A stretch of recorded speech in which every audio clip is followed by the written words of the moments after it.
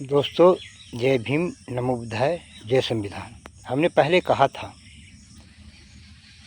कि चुनाव आयोग जिस तरह से रवैया बिहार में अपनाने की कोशिश कर रहा है, भले इसके ये सफल नहीं हो सके, लेकिन हर संभव कोशिश करेगा। क्योंकि चुनाव आयोग को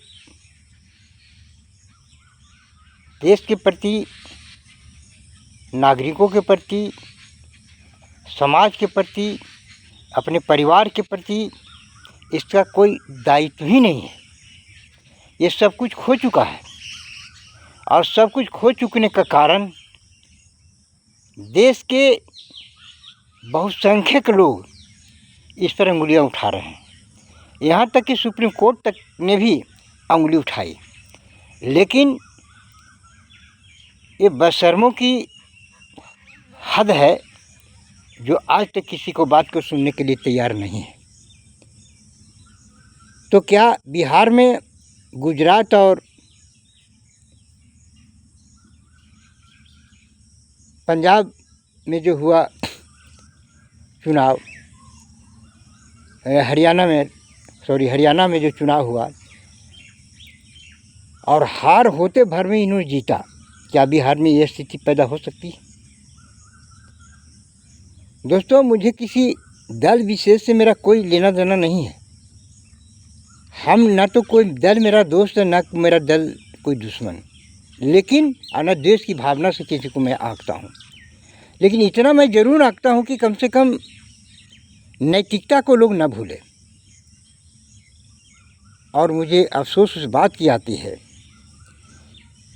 जी, जब लोग IAS, IPS, IFS करके लोग यहाँ तक पहुँच करके और सरकार के विभिन्न पदों पर नियुक्त हो करके और न्यायिक बात नहीं कर करके हमेशा अपनी ईमान को पैसे के चलते बेचने पर तुले हुए हैं। जो आने वाला भविष्य में ये जब रिटायर करेंगे तो टोले मोहल्ले वाले भी इनको बच्चों को बोलने के लिए मजबूर कर देंगे, समाज में बैठने के लिए मजबूर कर देंगे। कोई कहेगा वोटर घोटाले का बेटा है, कोई कहेगा देश के बेचने वाला का बेटा पोता भतीजा है, कोई कहेगा ये अनैतिक व्यक्ति का बेटा पोता है। यानी अपने संस्कार के इन्होंने जो बेच रहा है, अपने आने वाले जो इनको परिवार है उसको ये समाज में बैठने तक के नहीं रहने देंगे। इनको पत्नी को लोग कहेंगे कि तुम्हारा पति इतना नीच था, इतना बेईमान था कि हम जनता को, अधिकार को भी हनन कर दिया। क्या बीजेपी के ऐसे नेता से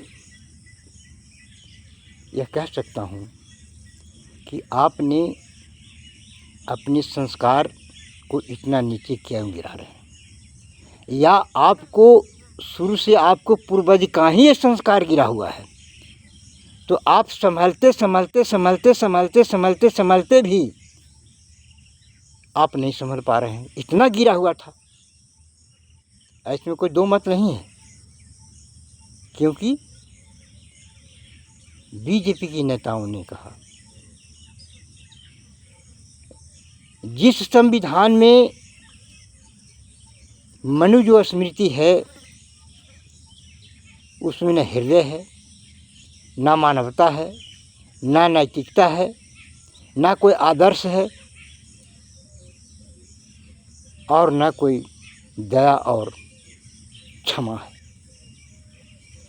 ऐसे संविधान के मानने वाले इन लोग हैं जो इस 21वीं सदी में भी इसमें अब तक कोई परिवर्तन नहीं आया है। भाई, अरे आपका उस समय समाज था, अगर पढ़े लिखे भी थे तो बहुत कम पढ़े लिखे लोग होंगे, लेकिन आज तो पूरा समाज ही पढ़ा लिखा है। तो अब तो कम से कम कुछ शर्म होनी चाहिए। आपने बेचारे मोदी जी को प्रधानमंत्री की कुर्सी पर बैठा करके और मदारी जिस तरह से बंदर को नचाता है उस तरह से मोदी जी को आप लोग नचा रहे हैं। तो यह नाच कब बंद होगा, कभी तो सोचिए। और आपने यदि ये कहने के लिए तैयार हैं कि ये नागरिकता नहीं है, तो नागरिकता को आंकने के लिए आपके क्या पास क्या सबूत है कि आप कह रहे हैं कि नागरिक नहीं है? आपने तो डीएनए चेक करवाया था ना, तो डीएनए चेक के आधार पर ही आप साबित कीजिए कि विदेशी कौन है और देशी कौन है। साफ हो जाएगा कि नागरिक यहाँ के कौन है और विदेशी यहाँ कौन है। लेकिन इसको आप नहीं करेंगे, क्यों? क्योंकि आप ही तो आए हैं विदेश से ना। विदेशी तो वास्तव में विदेशी आप हैं। जो यहाँ के नागरिक हैं उनका रहन सहन, उनका ईमानदारी, उनका नैतिकता, उनका सहिष्णुता, उनके भाईचारे आपसे बिल्कुल भिन्न है। मैं ये नहीं कह रहा हूँ कि 100% लोग आप ऐसे हैं। कुछ ऐसे लोग हैं, कुछ पत्रकार भाई भी ऐसे लोग हैं, भले स्वर्ण जाति से हैं, लेकिन समाज के प्रति बहुत चिंतित हैं। आपके रवैये को देख करके वो बहुत चिंतित हैं और हमेशा सोचते हैं कि इसमें कैसे सुधार आए, और प्रतिदिन अपने पत्रकारिता में प्रतिदिन लोग को चेतावनी दे रहे हैं, प्रतिदिन ये आगाह कर रहे हैं कि अब भी तो सुधरो, कि समाज के जो आज की परिप्रेक्ष्य जो परिस्थिति है होना चाहिए आज नहीं है। क्यों? इसलिए कि आपके दयाहीनता के कारण, आपके नैतिकहीनता के कारण ये सारी बातें हो रही है। तो मैं आपसे यही अपील करूंगा कि भाई, बिहार की जनता आपसे यही अपील करती है कि कम से कम हमारा वोटर कार्ड को, हमारा जो मत देने का जो अधिकार है उसको मत छीनो। और हमने पहले भी कहा था कि अमित शाह जी, मोदी जी और बीजेपी के जितने कार्यकर्ता हैं जो अनैतिकहीन हैं, दयाहीन हैं, असामाजिक विचार रखते हैं, अगर उनको कुछ सीखना है तो बोधगया आएँ। और बोधगया में आपको भोजन मुफ्त मिलेगा, रहने के लिए भी मिलेगा, और एक मानवीय पाठ पढ़ाया जाएगा। अगर इस पाठ को पाठ करके आप दुनिया के किसी भी कोना में आप जाएंगे तो वहाँ आपका मान और सम्मान बढ़ेगा। वहाँ क्यों कि अधिकतर लोग वहाँ हिंदू मुस्लिम नहीं करते, लेकिन इस देश में, इस भारत में, जहाँ के लोग सभी धर्मों का आदर करते हैं, और यहाँ आकर के आपने हिंदू मुसलमान करके ये समाज को तोड़ने का काम जो करते हैं ना, ये शोभा नहीं देता है। भाई, दलित पिछड़े और अति पिछड़े आदिवासी के विद्वानों ने जब ये कहा कि मैं तो हिंदू था ही नहीं, हिंदू तो हमें थोपा गया है, और ये है समाज के किसी एक वर्ग का यह काम है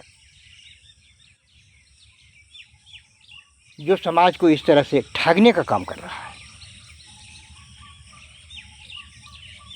तो हम सभी बिहार वासियों से, बुद्धिजीवियों से, पत्रकार बंधुओं से, नौजवानों से महिलाओं से मैं अपील करता हूँ कि क्या बीजेपी की सरकार या बीजेपी की सरकार के घटक दल जो भी हों, सबको हम लोग को मतदान करना चाहिए,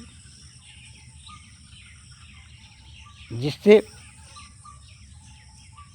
हमारे जो जितने अधिकार हैं, हमारे संविधान उसका सुरक्षा हो सके। मैं जीताराम मांझी जी गार्जियन तुल्य हैं, मैं उनको भी ये कहना चाहता हूँ, निवेदन उनसे करना चाहता हूँ कि अपनी सीटों का डिमांड अधिक से अधिक रखें। मैं चिराग पासवान जी से भी मैं कहना चाहता हूँ कि अपने सीटों का अधिक से अधिक का डिमांड रखें। अगर ऐसा नहीं करता है तो फिर आपको इस दल में रहने से कोई फ़ायदा नहीं है, क्योंकि बहुजन समाज जाग चुका है। बहुजन समाज अब रोड पर उतर चुका है। अब मैं विभिन्न दल के नेताओं से जो समाज के प्रति जागरूक हैं, मैं उनसे निवेदन करना चाहूँगा कि चुनाव आयोग को आप निकलने न दें, ऐसा घेरा डालें कि निकले नहीं, और जहाँ जहाँ बूथ पर जाए